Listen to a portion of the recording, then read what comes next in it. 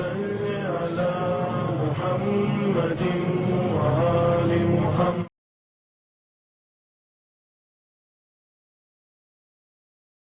السلام علیکم ورحمۃ اللہ وبرکاتہ. پروردگار عالم سے استدعا ہے کہ جہاں بھی رہیں خوش رہیں، آباد رہیں، شاد رہیں. آل محمد کے صدقے میں انشاءاللہ پروردگار عالم حفظ و امان میں رکھے.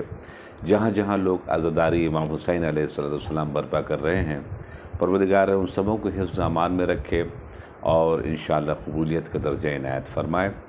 اور وہ خصوصیت کے ساتھ وہ لوگ جو کربلا معلیٰ کی زیارت کے سلسلے سے الحمدللہ سفر کر رہے ہیں یا کر چکے ہیں، یہ آن وے ہیں، پروردگار عالم سلامتی کے ساتھ ان کو لے کر جائے اور سلامتی کے ساتھ قبولیت زیارت کے ساتھ تمام حاجتوں کو آل محمد کے صدقے میں پوری کرتے ہوئے پروردگار عالم انشاءاللہ ان کو اپنے اپنے گھر سلامتی کے ساتھ واپس لائے. جن ایام سے ہم اور آپ گزر رہے ہیں، یہ ایام بہت خاص ہیں آل محمد کے چاہنے والوں کے لیے، کیونکہ ان ایام میں آل محمد کا قافلہ سرزمین شام میں 3 صفر المظفر کو داخل ہوا تھا.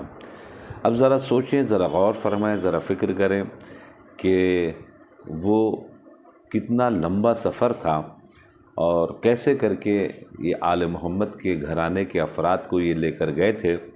اس کو زندہ کرنا بہت ضروری ہے، اس کو بیان کرنا بہت ضروری ہے، چونکہ دشمنوں نے 1400 سال سے کوشش کیا ہے کہ جتنی بھی آل محمد کی یادگار چیزیں ہیں اس کو چھپایا جائے یا مٹایا جائے یا بالکل انجام نہیں دینے دیا جائے. مجھے تعجب ہوتا ہے اس بات کے اوپر کہ اس زمانے میں بنی امیہ تھے، بنی عباس تھے، جس کا ڈر تھا یا جس کے وہ زر خرید غلام تھے، مگر آج نہ بنی عباس ہیں نہ بنی امیہ ہیں. تو پھر کیوں آل محمد کے مصائب کو بھی بیان کرنا، مثال کے طور کے اوپر ان کے اوپر تکلیف، یا بولتے ہیں یہ کوئی بیکار چیز ہے، کربلا کچھ بھی نہیں ہے. اچھا، وہ آپ کے لیے کچھ نہیں ہے، ہمارے لیے بہت کچھ ہے.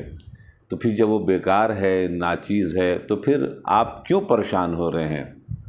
بیان ہو رہا ہے تو ہونے دیں. غلط کر رہے ہیں تو ہم کر رہے ہیں، آپ تو الحمدللہ نہیں کر رہے ہیں نا. ٹھیک ہے، تو بہرکیف آپ اپنے لوگ جب خدا نخواستہ کسی کا جب کوئی نقصان ہوتا ہے تو اس کے دل سے پوچھا جاتا ہے. جو اپنے ہوتے ہیں وہی غم مناتے ہیں، وہی گریہ کرتے ہیں، اسی کے رشتہ دار سامنے آتے ہیں. غیروں سے کیا مطلب ہوتا ہے؟ تو یہ جو ماہ صفر المظفر ہے، سمجھ لیجیے ماہ تبرہ ہے. اور تبرہ جو ہے وہ آل محمد علیہ السلام کی عظیم ترین فرد جناب زینب نے دربار یزید میں کیا، امام سید سجاد نے دربار یزید میں کیا. ہم چاہتے ہیں آج کے پیغام جمعہ میں انشاءاللہ آپ کی خدمت میں امام سید سجاد کے خطبے کے کچھ فقرے انشاءاللہ بیان کروں، چونکہ اس میں وقت بہت کم ہوتا ہے، چونکہ بہت عظیم ترین خطبہ ہے. پہلے میں ایٹماسفیئر اپنے بچوں کو بیان کر دوں کہ ایٹماسفیئر ایسا ہے کہ امام سید سجاد 1900 میل کا سفر طے کر کے آئے ہیں. 1900 میل. ابھی جو لوگ 100 کلومیٹر سمجھ لیجیے یا 100 میل سمجھ لیجیے جو سفر کرتے ہیں 3 دنوں میں نجف سے کربلا، جو ماشاءاللہ سبھی سلسلہ جاری ہے. بڑی گرمی پڑ رہی ہے وہاں، سننے کو مل رہا ہے 52 ڈگری سیلسیس ہے دن کے وقت. تو تمام پانی کا انتظام، کولر کا انتظام، دوا کا انتظام، کھانے کا انتظام، سیکورٹی کا انتظام، تمام چیزیں. یہ 1900 میل کا سفر امام سید سجاد نے اوسرا کے ساتھ کربلا سے کوفہ، کوفے سے شام کا کیا ہے. نہ وہاں پانی کا اہتمام، نہ وہاں کھانے کا اہتمام، نہ سیکورٹی کا اہتمام، نہ وہاں اپنا دوستوں کا اہتمام، کچھ بھی نہیں ایسا کہ جو آج ہے.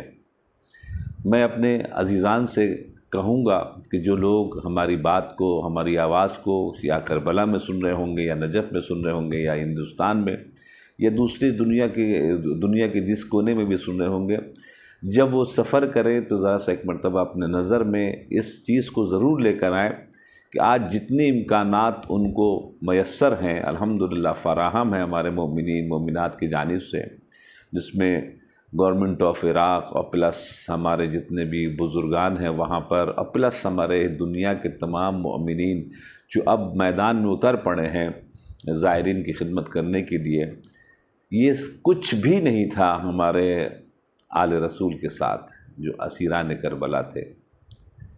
دوستو عزیزو، اب جب پہنچے ہیں شام، تو شام میں ان کو روک دیا گیا باہر۔ کیوں؟ اس لیے کہ تاکہ جو یزید کا محل ہے اس کو سجایا جا رہا ہے۔ 3 دن تک یہ اسرا کا قافلہ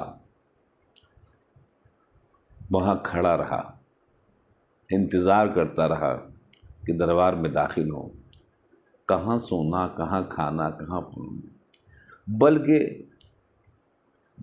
کسی شریف النفس کے سلسلے میں بہت سخت ہے کہ ان کے نامحرموں کے ساتھ یا محرموں کے ساتھ کوئی ایسا سلوک کیا جائے کہ جو ان کی روح کو تکلیف دے۔ اس کائنات میں امام سجاد سے اس وقت جو ہمارے امام وقت تھے کون مہذب ہو سکتا ہے، کون مہذب تھا؟ ان کے سامنے ان کے گھر کے خواتین کی بے عزتی کی جا رہی ہے، ہنسی مذاق اڑایا جا رہا ہے، گرم پانی پھینکا جا رہا ہے، پتھر برسائے جا رہے ہیں۔ ذرا سوچیں، ذرا غور فرمائیں اس ایٹماسفیئر کو۔ یعنی اس بنی امیہ نے شام کو 40 سال میں 40 سال اس کے پاس موقع ملا تھا،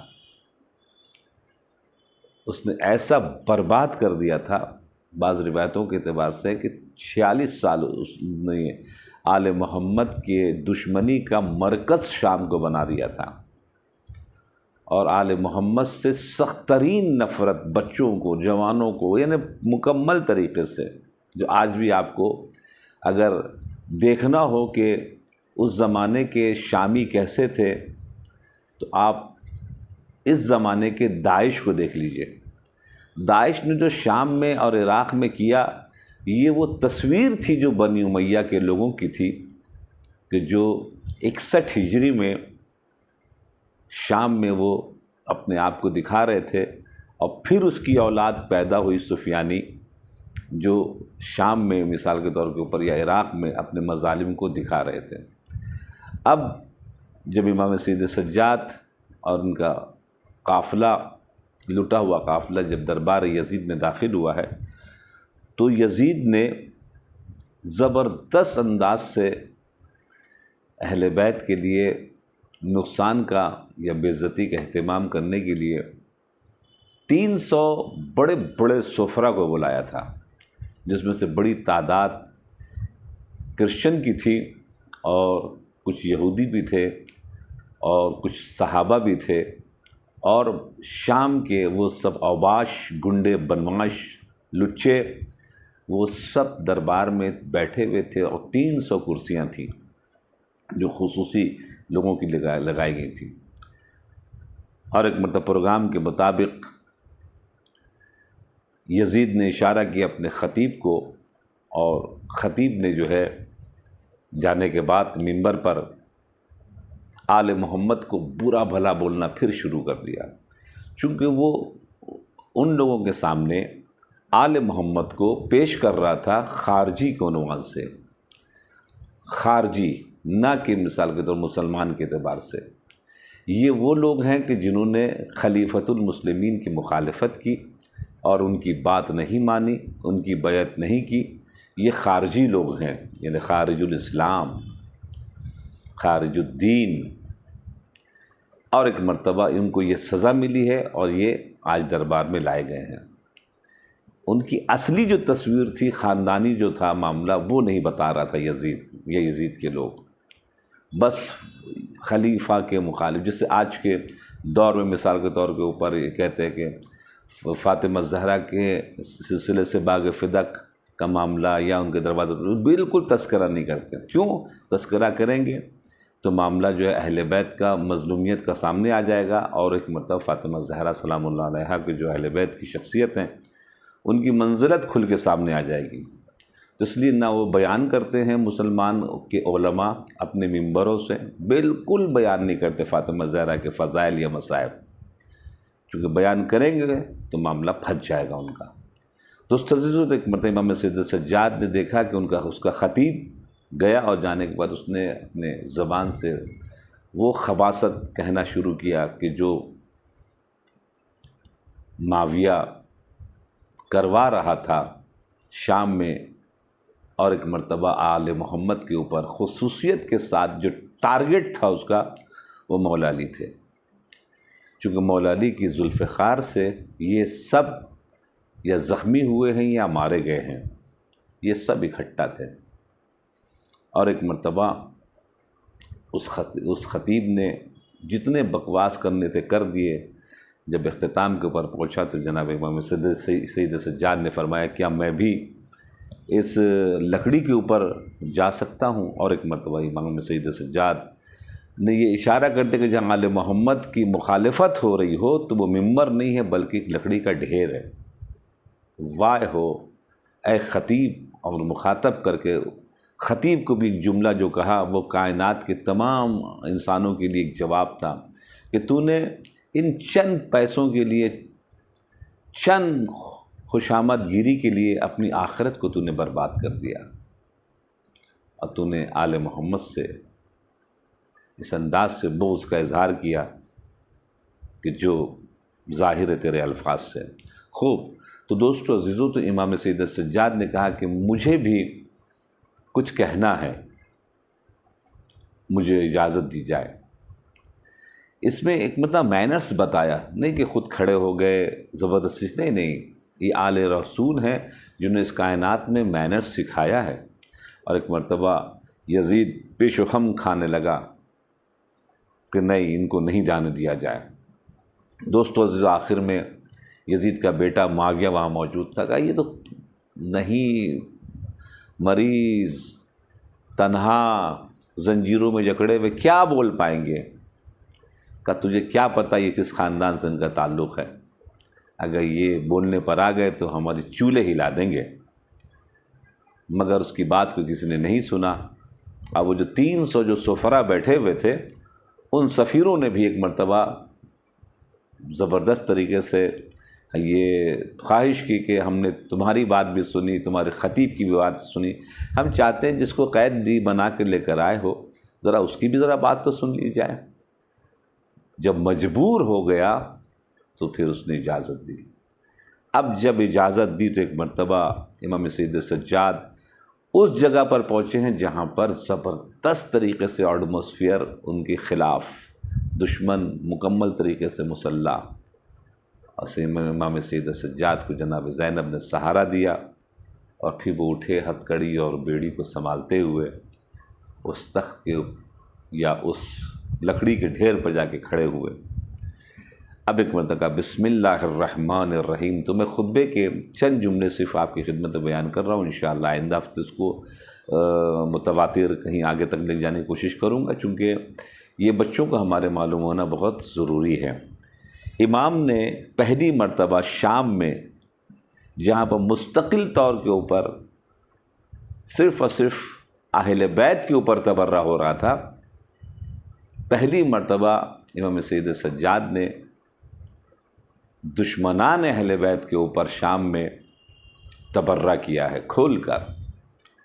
اب ذرا سوچئے، ذرا غور فرمائے، ذرا فکر کریں، کب کھایا تھا انہوں نے، کب پیا تھا انہوں نے، کب آرام کیا تھا انہوں نے، کب سویا تھا انہوں نے؟ کچھ بھی ایسا نہیں تھا، اور نہ اپنے لوگ ہیں سننے والے، سب دشمن ہیں۔ اب وہاں پر ایک مرتبہ کہتے ہیں بسم اللہ الرحمن الرحیم۔ بسم اللہ الرحمن الرحیم کہنے کا مطلب کیا ہوا؟ یہ لا الہ الا اللہ ہے، اور ایک مرتبہ اس قرآن کا اقرار ہے جو ہمارے نبی محمد مصطفیٰ صلی اللہ علیہ وآلہ وسلم کے اوپر نازل ہوا۔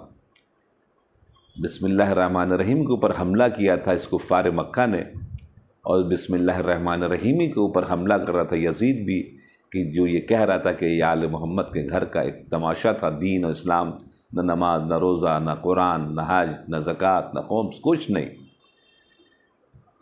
اس کو اس پہلے جملے سے کہا کہ تو نمائندگی شیطان کر رہا ہے، دیکھ میں نمائندگی رحمان کرتا ہوا، بسم اللہ الرحمن الرحیم۔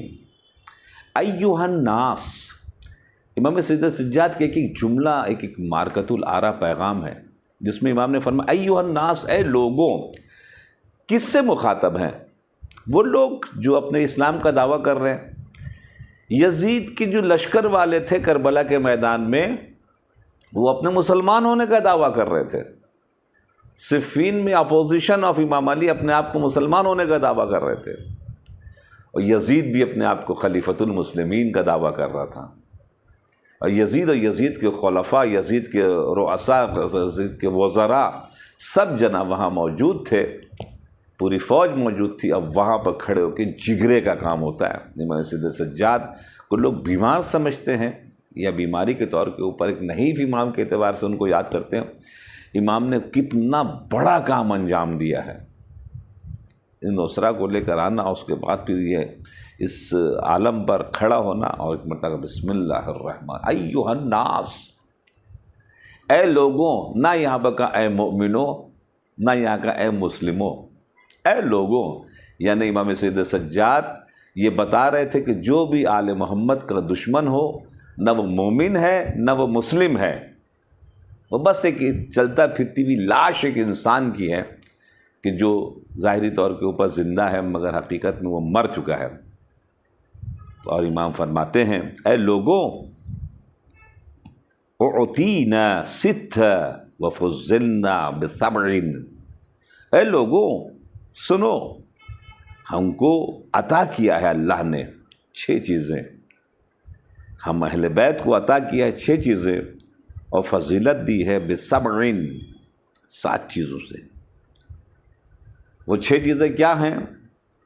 انشاءاللہ میں 6 چیزیں صرف یہ بیان کروں گا، وہ بھی شارٹ کٹ، اور انشاءاللہ آئندہ پھر اس کی ہم آگے لے کے جانے کی کوشش کریں گے، جس میں امام نے فرمایا اعطینا علم، سب سے پہلی چیز جو ہے ہمیں علم دیا گیا ہے، ہم جاہل نہیں ہیں۔ کبھی بھی کسی امام نے یہ نہیں بولا کہ ہمیں یہ نہیں آتا، کہیں بھی آپ کو نہیں ملے گا کہ ہم شاگرد ہیں کسی انسان کے۔ اور جتنے بھی ان کے مقابل میں لوگ خلیفہ بن کے کھڑے ہوئے، ان کا کوئی نہ کوئی استاد، اور ہزاروں جگہ کے اوپر یہ بولتے ہوئے نظر آئے کہ ہم کو اس مسئلے کا جواب نہیں معلوم، اس مسئلے کا جواب نہیں معلوم، کبھی یہودی کا جواب نہیں معلوم، کبھی کرسچن کا جواب نہیں معلوم، کبھی عورتوں کا جواب نہیں معلوم۔ پہلے ہی لفظ سے ایک مرتبہ امام نے فرما دیا کہ جو رہبر کائنات ہوگا اللہ کے طرف سے، صاحب علم ہوگا، جاہل نہیں ہوگا۔ هل يستوي الذين يعلمون والذين لا يعلمون، کیا وہ لوگ جو کچھ جانتے ہیں، کیا وہ لوگ جو کچھ نہیں جانتے، دونوں برابر ہیں؟ ہرگز نہیں برابر ہیں۔ علم دیا ہے، چونکہ اول العلم معرفت الجبار، پہلا علم وہ ہے کہ اللہ کو پہچانا جائے۔ یہ کیا پہچانیں گے؟ دشمنان اہل بیت کبھی بولتے ہیں کہ اللہ اپنا پیر جہنم میں ڈال دے گا، خود تو جہنم میں جائیں گے، اللہ کو بھی جناب پہنچوا دیتے ہیں۔ کئی بولتے ہیں اللہ جو ہے گھوڑے کے پسینے، گھوڑا دوڑا پسینے سے، جو پسینہ نکلا اس سے اللہ پیدا ہوگا۔ کئی بولتے ہیں اللہ کا دیدار ہوگا محشر کے میدان میں۔ جناب موسیٰ کو لن ترانی ہرگز تم دیکھ ہی نہیں سکتے، قرآن مجید، مگر اس کے باوجود بھی وہ پیچھے لگے ہوئے کہ ہم کو دیکھنا ہے۔ توحید کے بعد اس کی اہم ترین صفت اصول دین میں عدالت ہے، اس کو غائب کر دے۔ کیوں؟ اس لیے اگر غائب نہیں کریں گے عدالت کو، یعنی جسٹس، تو پھر یزید نہیں بچے گا، اور جو دشمنان اہل بیت ہیں جنہوں نے ظلم کیا وہ بھی نہیں بچیں گے۔ تو اس لیے اصول دین سے عدالتی کوڑ، اللہ رحمان و رحیم ہے، تو پھر رحمان و رحیم شیطان کے لیے بھی ہونا چاہیے، فرعون کے اور شداد کے لیے بھی ہونا چاہیے۔ کیوں سزا جناب معین کر کے رکھی اللہ نے قرآن مجید میں کہ ہم نہیں بخشیں گے ان کو۔ والحلم اعطینا علم، والحلم، حلم کہتے بردباری یعنی سمجھداری۔ بہت سے مقامات کے اوپر دشمن جو ہے ورگراتے ہیں، گالی دے دیا، برا کہہ دیا، سامنے آ کے اماموں کو بھی ایسا ہوا تو انہوں نے گالی کے جواب گالی نہیں دیا، جھگڑے کے جواب جھگڑا نہیں کیا۔ امام جعفر صادق علیہ السلام کے زمانے میں کہا گیا کہ کیا نماز پڑھے، کیا روزہ رکھ رہے ہیں، سب کچھ نہیں ہے۔ امام کے جو دو سے غصہ ہونے لگا، امام کہا نا اس کو کہتے بردباری۔ کہا تیرے پاس بیوی بچے؟ کہا ہاں ہے۔ کوئی کھا رہا پی رہا سب کچھ کر رہا؟ ہاں بالکل سب کچھ۔ کا بتا تجھ میں اور مجھ میں فرق کیا اس دنیا کی نعمتوں میں؟ کہا کچھ نہیں۔ تو کہتا ہے کچھ نہیں ہے اس کے مرنے کے بعد، میں کہتا ہوں کچھ ہے۔ میں وہاں گیا کچھ بھی نہیں ہوا قبر میں، تیرے لیے بھی کچھ نہیں، میرے لیے یہاں بھی مرا، وہاں کچھ ہے تو ہم تو آگے نکل جائیں گے، تو رہ جائے گا۔ ایتھسٹ جو آج کے زمانے کے بھی بہت سے لوگ بولتے ہیں، ان کے لیے بھی جواب ہے۔ امام نے فرمایا ہمارے پاس حلم ہے، حلم ہے۔ معاویہ نے جنگ صفین نے پانی روک دیا قبضہ کرنے کے بعد، امام نے کہا جاؤ امام حسن سے بھیجا، جاؤ آزاد کرا لو، آزاد کروایا۔ معاویہ سے اس کی فوجیوں نے کہا کہ اب تو ہمارے وہ پانی بن ہو جائے گا، کہ نہ تجھے نہیں پتہ وہ علی ہیں۔ دشمن بھی جانتا یہ حلیم ہے، یہ اپنے قاتل کو بھی شربت پلا دیتے ہیں، وہی کہ جو خود وہ پینا چاہتے ہیں جب تک قصاص نہ ہو جائے۔ والسماحۃ، ایسی سخاوت ہے کہ دنیا والوں نے آج تک سخاوت ایسی دیکھی نہیں ہے۔ 3 دن بھوکے رہے، روٹیاں دے دی۔ مولا کائنات کہتے ہیں 2 چیز کا مجھے دکھ رہ گیا اس کائنات میں، ایک یہ کہ ہم سے کسی نے کچھ ایسا مانگا نہیں جتنا مانگنا چاہیے تھا، اتنا پوچھا نہیں جو پوچھنا چاہیے تھا۔ انگوٹھی دی امام حسین نے اپنے قاتل کو کربلا کے میدان میں، جب وہ چل رہا تھا فوجی تو اس کی بیٹی نے کہا تھا میرے لیے انگوٹھی لے کر، وہ انگوٹھی اتار کے دی تھی۔ ایسی سخاوت کبھی دنیا میں کوئی دکھا سکتا ہے؟ الفصاحت، بہترین زبان جس کے لیے سیف سجادیہ، نہج البلاغہ، یہ سب آثار ہیں امام کے۔ یہ خلفاء کے کون سے آثار ہیں جو دشمنان اہل بیت لوگوں نے جو خلفاء معین کر کے ان کی کوئی کتابیں ہیں، ان سے کچھ مربوط کچھ مضامین ہیں کہ معاویہ کا یہ خطبہ، یا مثلا دشمنوں کا خطبہ کہ جو مارکۃ الآراء کچھ اس میں بغیر الف کا خطبہ، بغیر نقطے کا خطبہ، اتنا فصیح و بلیغ خطبہ کہ نامی کتاب ہے نہج البلاغہ، بلاغت کی طریقے۔ اور شجاعت کے لیے تو ایسا معاملہ ہے کہ کائنات میں مولا کائنات کی شجاعت کا جواب ہی نہیں ہے، جو مارنے میں بھی عدالت کرے۔ اور جو عظیم ترین نعمت ہمارے لیے بھی اس امام سید سجاد نے آخری جملہ کہوں کہ اس یزید کے دربار میں ہم آل محمد کے غلاموں میں ہم لوگوں کو شمار ہو جائے تو بہت بڑی بات ہے۔ وہاں پر ذکر کیا یزید کے دربار محبت فی قلوب المؤمنین، جو اللہ نے عطا کی ہے ہمیں وہ کیا ہے؟ آل محمد کی محبت مومنین کے دلوں میں۔ مولا کائنات سے یہی تو پوچھا تھا جناب خمین نے، عجیب محبت ہے آپ کی لوگوں کے دلوں میں۔ جو آپ کا دشمن ہے پوری نعمت دے دیں وہ مانتا نہیں، جو دوست ہے اس کو قیمہ کر دے جب آپ کو چھوڑتا نہیں۔ ایک ہی جملہ بولتے، کہا کیا کروں خمین، خون کی خرابی ہے۔ پوچھا کیوں نہیں مانتے یہ دشمن؟ کا خون کی خرابی، یعنی ان کو ماننے کے لیے طہارت نفس، طہارت خون کا ہونا بہت ضروری ہے، طہارت ولادت کا ہونا بہت ضروری ہے۔ تو انشاءاللہ بہت اپنا خیال رکھیے گا، اور دشمنان اہل بیت کو پہچاننے کے لیے، بنی امیہ کو پہچاننے کے لیے بہت ضروری ہے کہ ہم سفر مظفر میں خاص کر کے ہم اماموں کے ان اقوال اور ان فرامین کو ایک مرتبہ انشاءاللہ غور سے سنیں، تاکہ ہمارے بچوں کو کوئی بہکا نہ سکے۔ اپنا بہت خیال رکھیے گا اور دعا میں یاد رکھیے۔ والسلام علیکم ورحمۃ اللہ وبرکاتہ۔